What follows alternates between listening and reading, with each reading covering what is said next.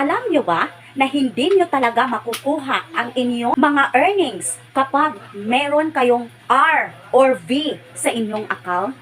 Ito po, tandaan po natin ito, lalong-lalo na sa mga bagong content creators dyan. Sisikapin po natin na hindi talaga tayo magkakaroon ng restriction or kaya'y violations sa ating mga profile account or pages. Dahil kapag nagkakaroon tayo niyan, hindi natin makukuha kahit isang katiting lang ng ating payout earnings at mau-on hold yan ni Meta.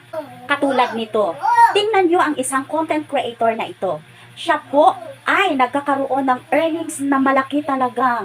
Ngunit hindi niya talaga makukuha yun dahil sa kanyang restriction. Ano ba yung problema niya? Meron siyang unoriginal content. Content creator na ito ay pinipicture ni Sir Adrian Bigay. So sabi ni Sir Adrian Bigay, ito po ang dahilan na hindi niya talaga makukuha ang kanyang earnings dahil sa kanyang unoriginal content. Pera na naging bato pa.